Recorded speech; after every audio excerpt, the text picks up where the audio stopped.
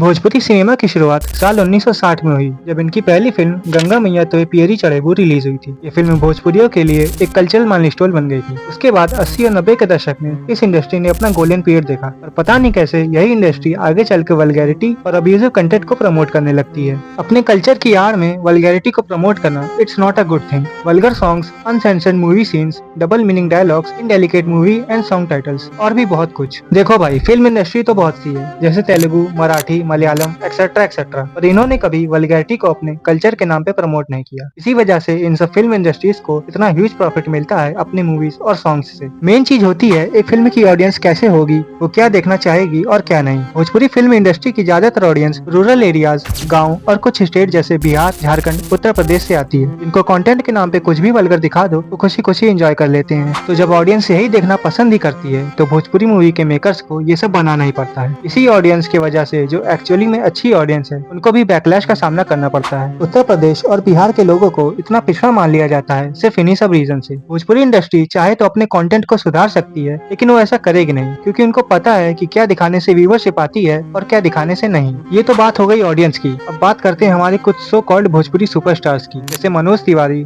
Dinesh Lal Yadav, Ravi Kishan, power star Pawan Singh और हमारे प्यारे खेसारी जी। मुझे इन सब के बारे में ज्यादा कुछ बताने की जरूरत नहीं, सबको पता है इनकी मूवीज और सॉन्ग्स कैसे होते हैं। और प्रॉब्लम ये है कि मूवी में वल्गर सीन क्रिएट करना और रियल लाइफ में खुलेआम वल्गर सीन क्रिएट करना दोनों अलग चीज होती है। आप ऑन स्क्रीन वैसा कर रहे हैं क्योंकि आप उस कैरेक्टर का रोल प्ले कर रहे हो, लेकिन आप यही सेम चीज ऑफ स्क्रीन भी करोगे, वो भी बिना किसी कंसेंट से, तो वो एक्सेप्टेबल नहीं होगा। आई डोंट थिंक कि एक फिल्म इंडस्ट्री का सुपरस्टार ऐसा भी करता होगा। अभी हाल ही में लखनऊ में हुए एक इवेंट के दौरान पवन सिंह ने हरियाणवी सिंगर अंजलि राघव को स्टेज पर ही टच किया, वो भी उनके पेट पे।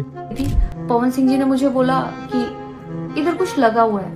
उसे थोड़ी देर पहले ही मेरी ड्रेस वो न्यू थी, साड़ी में नीचे टैग लगा रह गया था, तो मेरे दिमाग में आया कि शायद ब्लाउज का भी टैग लटक रहा होगा। मैं हंसकर उस चीज को दबा रही थी कि अगर मेरा टैग लगा भी है तो वो चीज जिस टाइम मैं पब्लिक से माइक में बात कर रही हूँ उस टाइम ना बोल के साइड में भी बोली जा सकती है, इसलिए मैं उस चीज को उस टाइम पे दबा रही थी। मैंने हंस के टाला, अवॉइड किया और फिर दोबारा बात करने के बाद जब मैं अपने टीम मेंबर से मैंने पूछा साइड में जाके कि कुछ लगा है, क्या लगा है, उन्होंने बोला कुछ भी नहीं लगा था। उन्होंने ट्वीट करके माफी भी मांगी, लेकिन क्या माफी मांगने से सब कुछ नॉर्मल हो जाता है? जब ऐसे एक्टर्स खुलेआम ऐसी हरकतें करते हैं अपनी पावर और पॉपुलैरिटी का गलत फायदा उठा के, तो सोचिए पर्दे के पीछे को एक्ट्रेसेस का क्या हाल होता होगा। सिंगर अंजलि राघव ने भी इस पे बाद में रिएक्ट किया। उन्होंने तो अब भोजपुरी इंडस्ट्री में काम करने से ही मना कर दिया। मुझे ये लेसन मिला है कि मैं भोजपुरी इंडस्ट्री में अब काम नहीं करूंगी। और अब आते हैं हमारे एक और सुपरस्टार खेसारी भैया। ये भी पवन सिंह से कुछ कम नहीं, हर चीज इन्होंने कॉपी की है, जैसे वल्गैरिटी ऑन स्टेज, किसी लड़की के साथ डबल मीनिंग बातें, और उनके फैंस ये सब एंजॉय भी करते हैं जैसे कि सब नॉर्मल हो। पगली, ऐसे लग रहा है कि आपको किसी ने आज तक पकड़ा नहीं है, आपको किसी ने नहीं छुआ।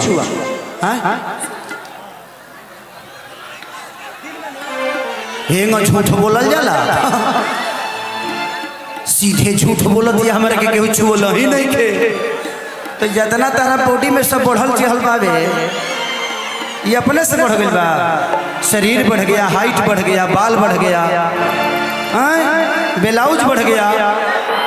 इसी पॉपुलैरिटी और फेम को देखते हुए बड़ी बड़ी पॉलिटिकल पार्टीज इन्हें अपने साथ शामिल कर लेती है, और वहाँ भी जाके वो कुछ खास योगदान नहीं दे पाते। अब ऐसा भी नहीं है कि भोजपुरी इंडस्ट्री पूरी वल्गर ही है। भोजपुरी एक प्यारी लैंग्वेज है। पवन सिंह, मनोज तिवारी, दिनेश लाल यादव, इन लोगों ने अच्छे अच्छे गाने भी गाए हैं, जैसे पवन सिंह का एक छठ सॉन्ग जोड़े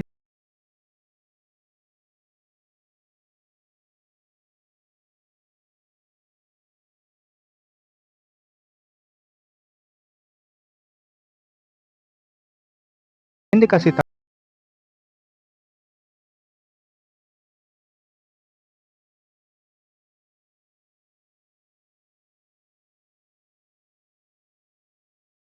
निरहुआ का एक फेमस सॉन्ग आया था, मरून कलर शर्ट।